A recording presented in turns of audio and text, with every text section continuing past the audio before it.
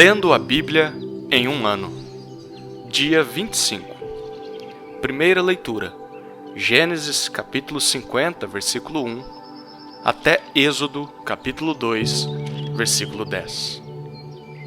Então José se lançou sobre o rosto de seu pai, chorou sobre ele e o beijou. José ordenou a seus servos, aos que eram médicos, que embalsamassem o corpo de seu pai. E os médicos embalsamaram Israel, gastando nisso 40 dias, pois assim se cumprem os dias do embalsamento. E os egípcios ficaram de luto 70 dias. Passados os dias de luto, José falou à casa de Faraó: Se agora encontrei favor diante de vocês, peço que falem aos ouvidos de Faraó, dizendo: Meu pai me fez jurar, declarando: Eis que estou morrendo. Sepultem-me no túmulo que abri para mim na terra de Canaã. Agora quero ir sepultar meu pai, depois voltarei. Faraó respondeu: Vá e sepulte o seu pai como ele fez você jurar. José partiu para sepultar o seu pai. Com ele foram todos os oficiais de Faraó, os principais da sua casa e todos os principais da terra do Egito, bem como toda a casa de José e seus irmãos e a casa de seu pai. Deixaram na terra de Gósen somente as crianças, os rebanhos e o gado. E foram também com ele tanto carruagens como cavaleiros, e o cortejo foi muito grande. Quando eles chegaram à eira de Atade, que fica do outro lado do Jordão, fizeram ali grande e intensa lamentação. E José pranteou seu pai durante 7 dias. Quando os moradores da terra, os cananeus, viram o luto na eira de Atade, disseram: Como é grande este pranto dos egípcios! E por isso aquele lugar foi chamado de Abel-Misraim. Fica do outro lado do Jordão. Os filhos de Jacó fizeram como ele lhes havia ordenado. Levaram-no para a terra de Canaã e o sepultaram na caverna do campo de Macpela, que, juntamente com o campo, Abraão havia comprado de Efron, o heteu, para ser lugar de sepultura. Esse lugar fica em frente a Manre. Depois disso, José voltou para o Egito, ele, os seus irmãos e todos os que o haviam acompanhado para sepultar o seu pai. Vendo os irmãos de José que seu pai já era morto, disseram: É possível que José tenha ódio de nós. Certamente nos retribuirá todo o mal que lhe fizemos. Por isso mandaram dizer a José: O seu pai, antes de morrer, ordenou o seguinte: É isto que vocês dirão a José: Perdoe, por favor, a transgressão dos seus irmãos e o pecado que cometeram, porque eles lhe fizeram mal. Agora pedimos que perdoe a transgressão dos servos do Deus de seu pai. Ao ouvir estas palavras, José chorou. Depois vieram também os seus irmãos, prostraram-se diante dele e disseram: Eis-nos aqui, somos seus servos. Mas José respondeu: Não tenham medo. Será que eu estou no lugar de Deus? Vocês, na verdade, planejaram mal contra mim. Porém, Deus o tornou em bem, para fazer como estão vendo agora, que se conserve a vida de muita gente. Portanto, não tenham medo. Eu sustentarei vocês e os seus filhos. E assim José os consolou e lhes falou ao coração. José ficou morando no Egito, ele e a casa de seu pai. Viveu 110 anos. José viu os filhos de Efraim até a 3ª geração, também os filhos de Maquir, filho de Manassés, os quais José tomou sobre os seus joelhos. José disse a seus irmãos: Eu vou morrer em breve, mas Deus certamente visitará vocês e fará com que saiam desta terra para ir à terra que jurou dar a Abraão, a Isaque e a Jacó. José pediu aos filhos de Israel que fizessem um juramento, dizendo: Deus certamente visitará vocês. Quando isso acontecer, levem os meus ossos daqui. José morreu, com a idade de 110 anos. Eles embalsamaram o seu corpo e o puseram no caixão no Egito. São estes os nomes dos filhos de Israel que entraram com Jacó no Egito, cada um com a sua família: Ruben, Simeão, Levi, Judá, Issacar, Zebulon e Benjamim, Dan, Naftali, Gade e Azer. Todos os descendentes diretos de Jacó foram 70.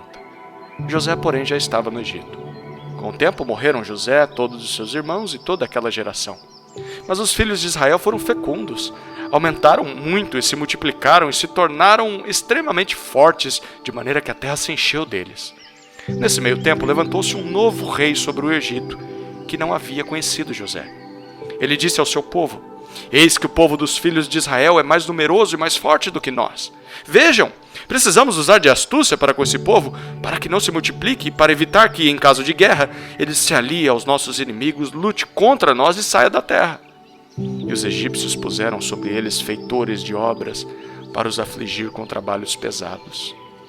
E assim, os israelitas construíram para Faraó as cidades celeiros de Pitom e Ramsés.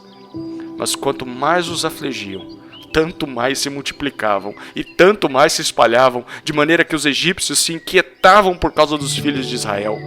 Então os egípcios, com tirania, escravizaram os filhos de Israel e lhes amargaram a vida com dura servidão, preparar o barro, fabricar tijolos e fazer todo tipo de trabalho no campo. Todo este serviço lhes era imposto com tirania. O rei do Egito deu uma ordem às parteiras hebreias, das quais uma se chamava Sifrá e a outra se chamava Puá. Ele disse: quando vocês servirem de parteira as mulheres hebreias, verifiquem se é menino ou menina. Se for menino, matem. Se for menina, deixem viver. As parteiras, porém, temeram a Deus e não fizeram o que o rei do Egito lhes havia ordenado. Pelo contrário, deixaram viver os meninos. Então o rei do Egito chamou as parteiras e lhes perguntou: por que vocês fizeram isso e deixaram viver os meninos? As parteiras responderam a Faraó: é que as mulheres hebreias não são como as egípcias, são vigorosas e dão à luz antes que a parteira chegue. E Deus foi bom para as parteiras, e o povo aumentou e se tornou muito forte. E porque as parteiras temeram a Deus, ele lhes constituiu família. Então Faraó deu ordem a todo o seu povo, dizendo: joguem no rio Nilo todos os meninos hebreus que nascerem, quantas meninas deixem viver. Então Faraó deu ordem a todo o seu povo, dizendo: joguem no rio Nilo todos os meninos hebreus que nascerem, quantas meninas deixem viver. Um homem da casa de Levi casou com uma mulher da mesma tribo. A mulher ficou grávida e deu à luz um filho. Vendo que o menino era bonito, escondeu-o durante 3 meses.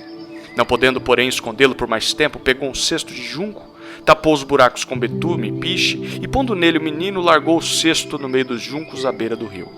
A irmã do menino ficou de longe para ver o que ia acontecer com ele. A filha de Faraó desceu para se banhar no rio, e as moças que tinham vindo com ela passeavam pela margem. Quando ela viu o cesto no meio dos juncos, mandou que uma das criadas fosse buscá-lo. Abrindo o cesto, viu a criança, e eis que o menino chorava. Ela teve compaixão dele e disse: este é um menino dos hebreus. Então a irmã do menino perguntou à filha de Faraó: quer que eu vá chamar uma das hebreias para que sirva de ama e crie esta criança para a senhora? A filha de Faraó respondeu: vá. A moça foi e chamou a mãe do menino. Então a filha de Faraó disse à mulher: leve este menino e amamente-o para mim. Eu darei um salário para você. A mulher pegou o menino e o criou. Quando o menino já era grande, ela o levou à filha de Faraó, da qual ele passou a ser filho. Esta lhe deu o nome de Moisés, e disse: porque das águas o tirei. Segunda leitura. Mateus capítulo 16, versículo 13, ao capítulo 17, versículo 8. Indo Jesus para a região de Cesareia de Filipe, perguntou aos seus discípulos: quem os outros dizem que é o Filho do Homem? Eles responderam: uns dizem que é João Batista, outros dizem que é Elias, e outros dizem que é Jeremias ou um dos profetas. Ao que Jesus perguntou: e vocês? Quem dizem que eu sou? Respondendo, Simão Pedro disse: o Senhor é o Cristo, o Filho do Deus vivo.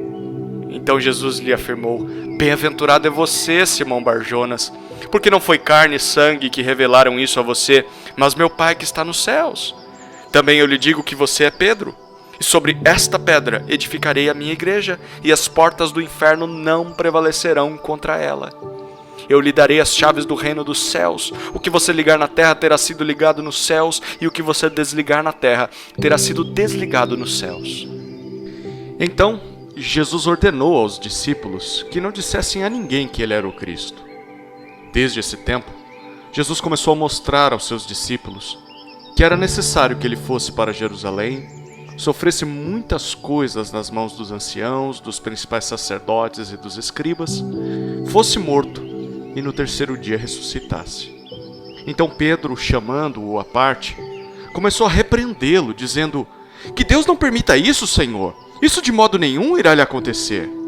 Mas Jesus, voltando-se, disse a Pedro: saia da minha frente, Satanás. Você é para mim uma pedra de tropeço, porque não leva em consideração as coisas de Deus, e sim as dos homens. Então Jesus disse aos seus discípulos: Se alguém quer vir após mim, negue a si mesmo, tome a sua cruz e siga-me. Pois quem quiser salvar a sua vida, a perderá. E quem perder a vida por minha causa, esse a achará. De que adiantará uma pessoa ganhar o mundo inteiro e perder a sua alma? Ou que dará uma pessoa em troca de sua alma? Porque o Filho do Homem há de vir na glória de seu Pai, com os seus anjos, e então retribuirá a cada um conforme as suas obras. Em verdade lhes digo, que dos que aqui se encontram, existem alguns que não passarão pela morte até que vejam o Filho do Homem vir no seu reino. 6 dias depois, Jesus tomou consigo Pedro e os irmãos Tiago e João, e os levou em particular a um alto monte. E Jesus foi transfigurado diante deles. O seu rosto resplandecia como o sol, e as suas roupas se tornaram brancas como a luz.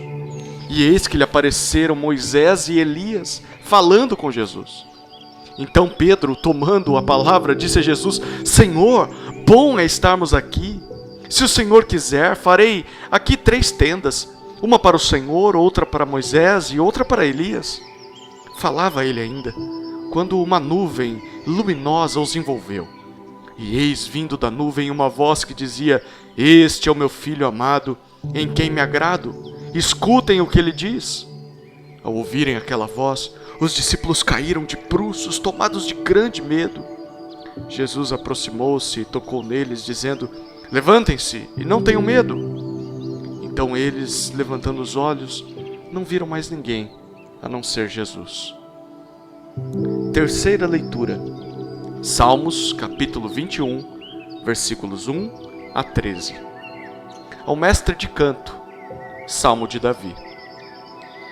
Na tua força, Senhor, o rei se alegra, e como exulta com a tua salvação. Tu lhe satisfizeste o desejo do coração, e não lhe negaste as súplicas dos seus lábios. Pois o supres das bênçãos de bondade, e lhe pões na cabeça uma coroa de ouro puro. Ele te pediu vida, e tu lhe deste, sim, longevidade para todos sempre. Grande é a glória dele por causa da tua salvação, de esplendor e majestade o cobriste. Pois o puseste por bênção para sempre, e o encheste de alegria com a tua presença. O rei confia no Senhor, e pela misericórdia do Altíssimo jamais vacilará. A mão dele alcançará todos os seus inimigos, a sua mão direita apanhará os que o odeiam. Tu os farás como uma fornalha ardente quando te manifestares. O Senhor, na sua indignação, os consumirá. O fogo os devorará. Destruirás da terra a sua posteridade e a sua descendência de entre os filhos dos homens. Se contra ti planejarem o mal e armarem ciladas, não obterão êxito. Porque tu os porás em fuga e mirarás o rosto deles com o teu arco. Exalta-te, Senhor, na tua força. Nós cantaremos e louvaremos o teu poder. Quarta leitura. Provérbios, capítulo 5, versículos 1 a 6. Meu filho, dê atenção à minha sabedoria. Incline os ouvidos à minha inteligência, para que você conserve o discernimento e para que os seus lábios guardem o conhecimento. Porque os lábios da mulher imoral destilam mel, e as suas palavras são mais suaves do que o azeite. Mas o seu fim é amargo como fel e cortante como uma espada de 2 gumes. Os seus pés descem para a morte, os seus passos conduzem ao inferno. Ela não faz plana a vereda da vida, anda errante nos seus caminhos e não o sabe.